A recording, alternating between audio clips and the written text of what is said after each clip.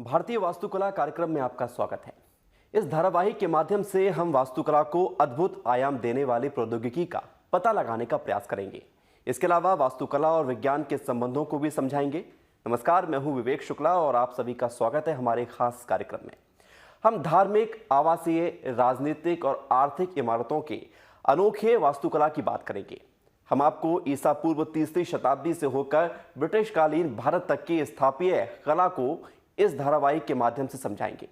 हम हड़प्पा या सिंधु घाटी सभ्यता के शहरों के विकास में विज्ञान के उल्लेखनीय योगदान से शुरुआत करेंगे और सबसे पहले आश्चर्यजनक खोजों में से एक धौलावीरा शहर की योजना, सामग्री विज्ञान यानी कि मटेरियल साइंस को समझाएंगे। आप भी देखिए और समझिए कि किस तरह से भारतीय वास्तुकला अपने अंदर विज्ञान को समेटे हुए है।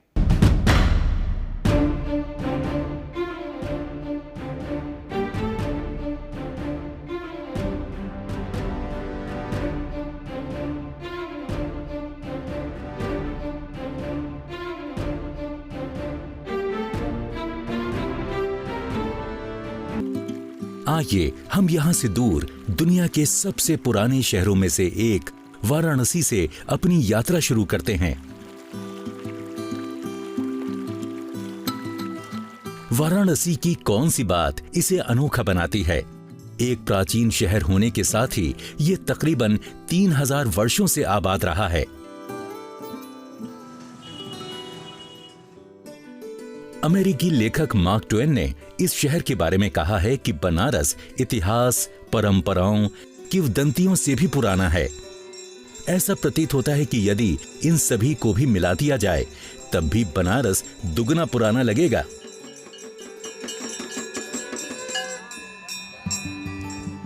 तो इस शाश्वत शहर की बसावट कैसे हुई थी? मिथकों के अनुसार इस शहर को 5000 साल पहले भगवान शिव ने बसाया था। मिथक के रूप में तो ये ठीक है, लेकिन हमारे पास इसके साक्ष्य नहीं है। इसके लिए हमें वाराणसी के समीप राजघाट की ओर जाना होगा, जो एक उत्खनन स्थल है। यहाँ पर हम 800 ईसा पूर्व के बर्तनों, शहर की दीवारों और कलाकृतियों के पुरावशेषों को देख सकते हैं।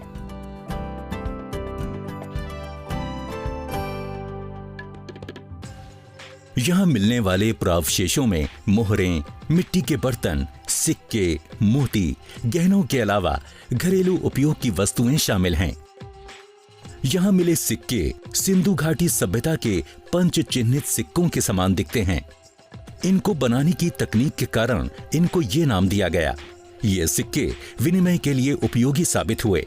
ये सिक्के उस समय की गहन व्यापारिक गतिविधियों और शहरी विकास का भी प्रतीक हैं। अब हम उत्खनन के विज्ञान को समझते हैं। इसे समझने के लिए हम वाराणसी से दक्षिण पूर्व में स्थित राजस्थान के एक सक्रिय उत्खनन स्थल की यात्रा पर चलते हैं। इस स्थान को हाल ही में खोजा गया है। पंचमाता नामक इस गांव में उत्खनन का काम 2013-2014 में शुरू किया गया है। ऐसा माना जाता है कि ये साइट 3000 से 1700 ईसा पूर्व की आहड़ संस्कृति से संबंधित है और यहाँ के लोगों के हड़प्पा वासियों से व्यापारिक संबंध भी थे। इस साइट से उत्खनन के दौरान काफी मात्रा में मिट्टी के बर्तन, मिट्टी से बनी ईंटों की दीवारें और पालतू पशुओं की हड्डियां मिली हैं। आपको आश्चर्य होगा कि कैसे मिट्टी के बर्तनों के एक टुकड़े को देखकर इनके समय का अंदाजा लगाया जाता है। हम किस प्रकार से इन पुरातात्विक खोजों की तारीख पता करते हैं? असल में ऐसा कार्बन डेटिंग या रेडियो कार्बन डेटिंग नामक वैज्ञानिक विधि से होता है। हालांकि ये तकनीक आसान नहीं है। आइए हम इस तकनीक की कार्यप्रणाली को समझते हैं। असल में हमारे पर्यावरण में कई कार्बन परमाणु हैं। इनमें से अधिकांश C12 कार्बन के स्थिर आइसोटोप हैं। हालांकि ऊपरी वायुमंडल में अंतरिक्ष से आने वाली विकिरणें परमाणुओं के साथ लगातार टकराती हैं। ऐसा होने पर उत्तेजित न्यूट्रॉन नाइट्रोजन 14 परमाणुओं पर बौछार करते हैं, जिससे नाइट्रोजन 14 परमाणु कार्बन 14 परमाणु और एक हाइड्रोजन परमाणु में बदल जाते हैं। ये परमाणु रासायनिक रूप में स्थिर कार्बन के समान होते हैं, लेकिन इनमें 2 अतिरिक्त न्यूट्रॉन होते हैं। ये कार्बन 14 रेडियोधर्मी होता है, जिसकी अर्ध आयु लगभग 5700 साल होती है। समय के साथ इन रेडियो कार्बन परमाणुओं का क्षय या पतन नाइट्रोजन परमाणुओं में होता है। परमाणुओं की क्षय होने की इस प्रवृत्ति को रेडियोधर्मिता कहा जाता है। इसी से रेडियो कार्बन को भी अपना नाम मिला है। जब कोई जीव मर जाता है तो रेडियोधर्मी आइसोटोप का अवशोषण बंद हो जाता है और इनका तुरंत क्षय शुरू हो जाता है। वैज्ञानिकों के अनुसार कार्बन 14 की मात्रा घटकर लगभग हर 5700 साल में आधी हो जाती है। इस प्रकार यदि अगर हमारे पास कार्बन 14 की मात्रा 100 है और लगभग 5700 सालों के बाद इसकी आधी मात्रा समाप्त हो जाएगी और फिर आधी यानी 50 संख्या ही बचेगी। लगभग 11000 सालों के बाद उसमें से आधी मात्रा और समाप्त हो जाएगी, जिससे फिर केवल 25 टुकड़े ही बचेंगे। यह प्रक्रिया जारी रहती है और निश्चित रूप से कुछ हजार वर्षों के बाद यह गिनना मुश्किल हो जाता है कि कितनी मात्रा शेष रही। इसलिए अधिकतर वैज्ञानिकों का मानना है कि यह विधि केवल 50,000 वर्षों के लिए काम करेगी। रेडियो कार्बन डेटिंग कार्बनिक अवशेषों के अंदर कार्बन 14 आइसोटोप की माप है। इस बात पर ध्यान देना महत्वपूर्ण है कि यह हमें सटीक तारीख नहीं बताकर समय का केवल अनुमान बताती है, क्योंकि वायुमंडल में C14 आइसोटोप की मात्रा बदलती रहती है।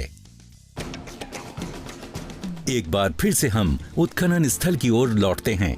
यहाँ पर पुरातात्विद उत्खनन के दौरान विभिन्न युगों की परतों को खोदकर उनका अध्ययन कर रहे हैं।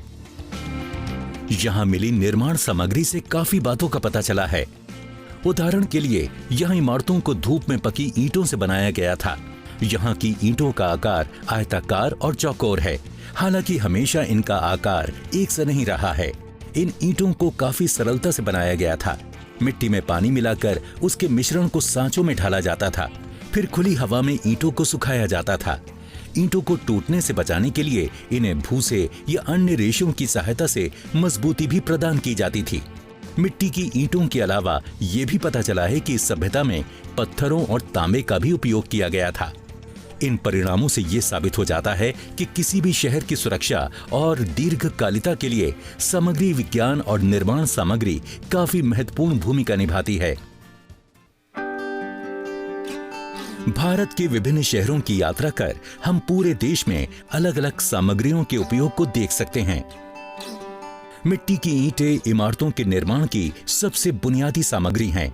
राजस्थान में कालीबंगा की साइट और हड़प्पा सभ्यता की साइटों आदि में ईंटों के उपयोग को देखा जा सकता है। जहां उपयोग की गई ईंटें इस उत्खनन साइट में मिली ईंटों जैसी ही हैं। इसी तरह की एक और सामान्य निर्माण सामग्री पत्थर है, जिनका उपयोग अशोककालीन सांची स्तूप से लेकर मुगल स्मारकों और औपनिवेशिक काल के दौरान किया गया है। चलिए अब वापस वाराणसी की ओर चलते हैं, जहां हम कुछ और ऐसे कारकों को समझेंगे जो शहर के विकास और अस्तित्व में सहायक सिद्ध हुए हैं। पानी की उपलब्धता किसी भी बसावट की पहली शर्त होती है, इसलिए अनेक प्राचीन शहर नदियों के तटों पर बसे हैं। इसका एक उदाहरण वाराणसी है, जो गंगा नदी के पश्चिमी तट पर बसा है। वाराणसी के पास गंगा नदी को देखें तो हमें इसका आकार अर्धवृत्तीय दिखता है। इसका मतलब था कि ऐसा आकार उन नौकाओं के लिए लंगर डालने के लिए उपयुक्त था, जो कि व्यापारिक उद्देश्यों के लिए यहाँ आती थीं। यहाँ के घाट वाराणसी जलरेखा को परिभाषित करते हैं। खड़े सीढ़ियोंदार घाट अब अनुष्ठानों और अंतिम संस्कार के लिए सार्वजनिक स्थल बन गए हैं। लेकिन कुछ सालों पहले 1940 के दशक के समान ही नदी का उपयोग सामान और यात्रियों को एक स्थान से दूसरे स्थान तक ले जाने के लिए किया जाता था। शहरी किनारे पर 84 घाट हैं। समय के साथ उनकी संख्या में वृद्धि होने पर घाटों को छोटे खंडों में बांटा गया है। प्राकृतिक तटबंध के तहत उठाए गए कदमों में इन्हें पत्थरों से भी सजाया गया है। घाटों की तारीख तय करना मुश्किल है। कुछ का निर्माण 14वीं शताब्दी के दौरान का है तो कुछ इससे भी पुराने हैं। पिछली 3 शताब्दियों से बड़े पैमाने पर इन्हें पुनर्निर्मित और विस्तारित किया गया है। ऐसा करके इन घाटों से मंदिरों और पवित्र गंगा तक पहुंच को आसान बनाया गया है। शहर के इन घाटों का विशेष अध्ययन करने पर पता चलता है कि घाटों का निर्माण मानसून के दौरान पानी के स्तर में वृद्धि को ध्यान में रखकर किया गया था। वाराणसी शहर वास्तव में गंगा के ऊपर 50 से 75 फीट दूरी पर एक उभार यानी रिच पर बसाया गया था। यहां से गंगा नीचे बहती है। नदी और शहर को जोड़ने वाले ये घाट 6.8 किलोमीटर लंबाई में अर्धचंद्राकार आकार में फैले हैं। कुछ स्थानों पर ये बहुत अधिक खड़े हैं। इनकी बनावट ऐसी इसीलिए है क्योंकि नदी में पानी का स्तर विभिन्न मौसमों में नाटकीय रूप से चढ़ता और उतरता है, लेकिन बारिश के दौरान जल का स्तर 50 से 75 फीट तक बढ़ जाता है। जब नदी में जल स्तर कम हो जाता था तो घाट अक्सर गंगा द्वारा जमा की हुई गाद से भरे दिखते थे। इसलिए मानसून में नदी के तीव्र बहाव से शहर की रक्षा के लिए घाटों को सावधानी पूर्वक योजनाबद्ध ढंग से बनवाया गया था। प्रत्येक घाट की वास्तुकला थोड़ी अलग है। वे मंदिरों और अन्य सार्वजनिक इमारतों, पुराने घरों, मंडप, कुंडों यानी टैंक, सड़कों और चौकों से घिरे हैं। ये घाट हमेशा निवासियों, तीर्थयात्रियों, शोकग्रस्त लोगों और पर्यटकों से भरे रहते हैं। लोग यहाँ पूजा अर्चना करते हैं। इसके अलावा यहाँ शवों का अंतिम संस्कार भी किया जाता है। अब हम वाराणसी के अलावा भी कुछ अन्य ऐसे शहरों के बारे में बात करेंगे जो नदियों के आसपास बसे थे।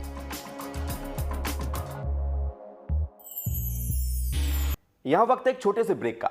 ब्रेक के उस पार हम आपको वाराणसी के अलावा उन शहरों के बारे में भी बताएंगे जो नदियों के किनारे बसे हुए थे।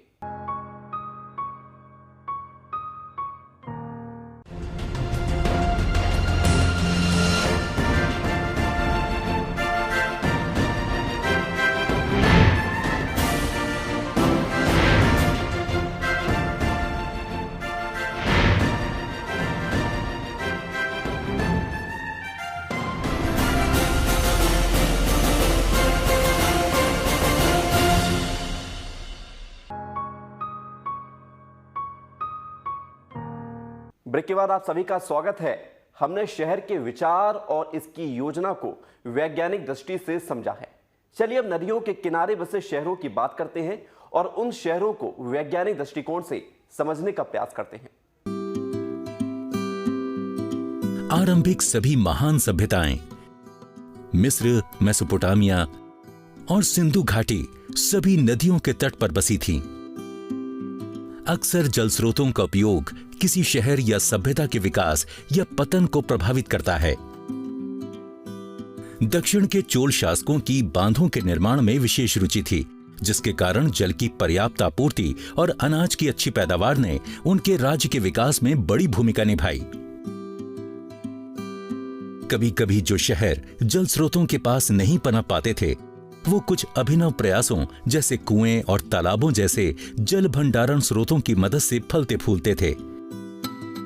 दूसरी तरफ फतेहपुर सीकरी जैसे शहरों का भी उदाहरण है, जो पानी के कुशल उपयोग में असफल होने के कारण विकास की राह पर आगे नहीं बढ़ पाए।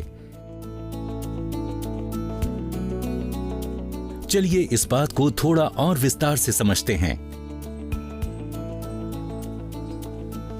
मुगल बादशाह अकबर द्वारा बसाया गया शाही शहर फतेहपुर सीकरी अपनी विशिष्ट वास्तुकला के लिए प्रसिद्ध है। इसकी निर्माण शैली काफी अनोखी है। इसमें कोई गलियां नहीं है, लेकिन मुख्य बिंदुओं पर आपस में जुड़े आंगनों का एक समूह है। इसके प्रत्येक स्मारक का डिजाइन समरूपता पर आधारित है, लेकिन इसकी वास्तुकला काफी जटिल है। इसमें समरूपता के नियम तोड़े गए हैं और जानबूझकर असममिति को लागू किया गया है। विभिन्न भवनों और स्थानिक अवधारणाओं को समायोजित करने के साथ साथ लचीलापन प्रदान करने के लिए यहाँ अनूठी वास्तुकला का उपयोग किया गया है।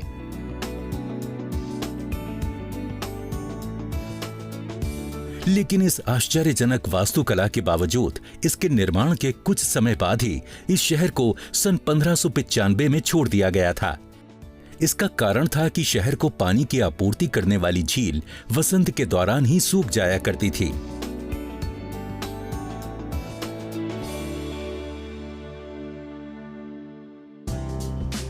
फतेहपुर से अब हम एक दूसरे योजनाबद्ध शहर लुटियंस दिल्ली की ओर चलते हैं। ये भारत में अंग्रेजों की आखिरी निर्माण परियोजना थी।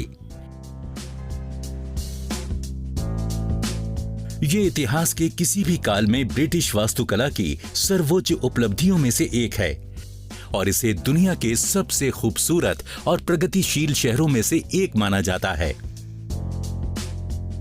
चलिए इस शहर की उत्पत्ति के बारे में बात करते हैं। इसे अक्सर दिल्ली का 8वां शहर भी कहा जाता है। 15 दिसंबर 1911 को किंग जॉर्ज पंचम और क्वीन मैरी ने नई दिल्ली में ब्रिटिश कालीन भारत की नई राजधानी की नींव रखी और इस महत्वपूर्ण कार्य की जिम्मेदारी के लिए एडविन लुटियन को चुना गया।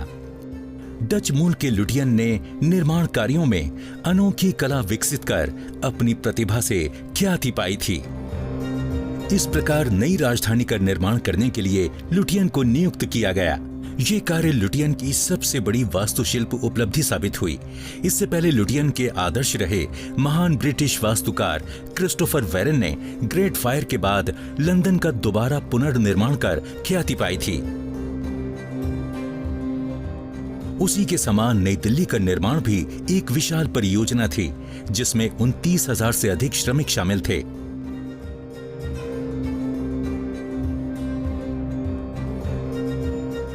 लुटियंस ने निर्माण के हर पहलू की गहन योजना बनाई।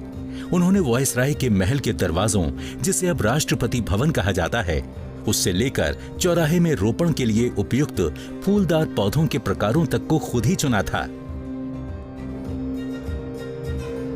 चलिए इस शहर की योजना से जुड़े कुछ महत्वपूर्ण पहलुओं को समझते हैं।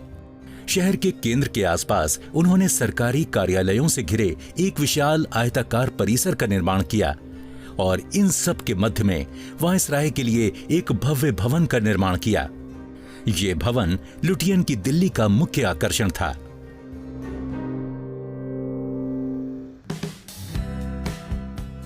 लॉर्ड हार्डिंग ने वायसराय के महल के लिए आदर्श स्थल के रूप में रायसीना हिल को चुना। इस मशहूर इमारत की सबसे पहली विशेषता जो दर्शकों की आंखों को मोह लेती है वो एक विशाल गुंबद है जिसका अगला हिस्सा स्तंभावली युक्त है। विद्वानों के अनुसार इसकी स्थापत्य कला लुटियन द्वारा घोषित रोम और पेंटागन से प्रेरित न होकर सांची के स्तूप के समान है। इसके विशाल गुंबद का व्यास 22.8 मीटर है जिसके कारण इसे काफी दूर से देखा जा सकता है। राष्ट्रपति भवन को इंडिया गेट या संसद भवन से गुजरते हुए भी देखा जा सकता है। राष्ट्रपति भवन के अगल बगल में उत्तर और दक्षिण ब्लॉक हैं, जिनका डिजाइन लुटियंस के मित्र सर हर्बर्ट बेकर ने किया था। बेकर ने इन्हें इंडो ससेनिक रिवाइवल स्टाइल में बनाया और इसे उन्होंने मुगल और राजस्थानी वास्तुकला शैली और रूपांकनों की मदद से क्लासिक लेआउट प्रदान किया। बेकर ने भी राष्ट्रपति भवन बनाने में मदद की और उन्होंने साथ में मिलकर संसद भवन तैयार किया जिसे उन्होंने पारंपरिक भारतीय सामग्रियों के साथ निर्मित किया। भवन की संपूर्ण वास्तुकला भारतीय परंपरा बहुल प्रतीकों को प्रदर्शित करती है। इन स्मारकों के आकर्षण के साथ ही हमारी रुचि लुटियन की बनाई योजना में भी है। उनका विचार इस शहर को एक बगीचे के शहर के रूप में विकसित करने का था, जिसके कारण उत्कृष्ट इमारतों को शानदार परिदृश्य के बीच सजाया गया है।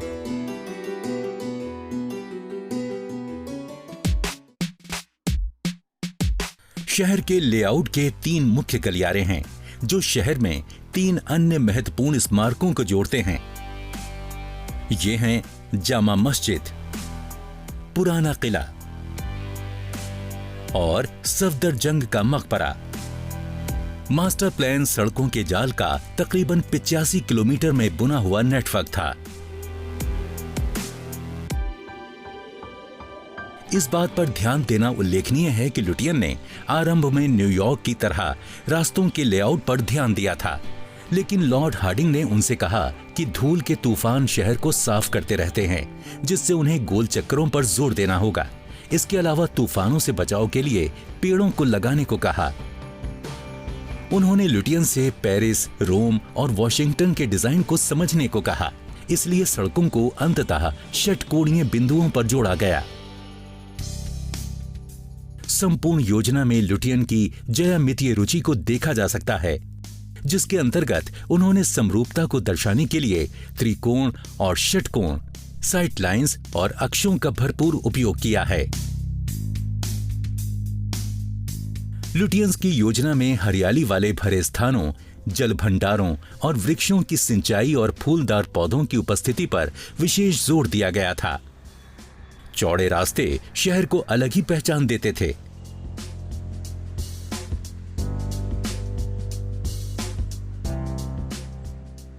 लुटियन और अन्य शहरी योजनाकारों ने व्यापक रूप से योजना बनाई कि किस मार्ग पर कौन से पेड़ लगाए जाएं। उदाहरण के लिए आरंभ में केवल 13 प्रकार के पेड़ों को चुना गया था। बाद में बढ़ाकर पेड़ों की 16 किस्मों को चुना गया। बहुत प्रचलित सामान्य पेड़ों को छोड़ने की योजना थी। उदाहरण के लिए उन्होंने उन सभी सामान्य पेड़ों से बचने का प्रयास किया जो मुगलों ने सड़कों पर लगाए थे। उन्होंने आम, बरगद और शीशम के पेड़ों को नहीं लगाया। इसके बजाय उन्होंने पीपल, नीम, जामुन और अर्जुन जैसे पेड़ों को लगाया। उन्होंने विभिन्न क्षेत्रों जैसे सरकारी इमारतों, बंगलों और वाणिज्यिक क्षेत्रों के लिए अलग अलग योजना बनाई। प्रत्येक क्षेत्र की योजना के अंतर्गत हम लुटियन बंगलो क्षेत्र को देखते हैं। सब कुछ पदानुक्रम के अनुसार था। ब्रिटिश राजपत्रित अधिकारियों से लेकर भारतीय अधिकारी और उनके सहायकों तक के लिए आवंटित बंगले अलग अलग प्रकार के थे। संरचनाओं के आकार और ऊंचाई से लेकर फाटक के आकार और आसपास के बाड़ों सभी के विवरण को नक्शे पर उतारा गया था। नई दिल्ली केवल 16 साल तक ब्रिटिश राज की राजधानी रही। सन 1947 में ब्रिटिश अपने देश चले गए और भारतीयों को आजादी मिली। तब नई दिल्ली स्वतंत्र भारत की राजधानी बनी। तो वास्तुकला, इतिहास, विज्ञान की रोचक कहानियों को जानने के लिए देखते रहिए भारतीय वास्तुकला। आपको ये कार्यक्रम कैसा लगा? आप हमें अपनी राय और सुझाव दे सकते हैं feedback@indiascience.in पर। तो फिलहाल इतना ही, मुझे दीजिए इजाजत। नमस्कार।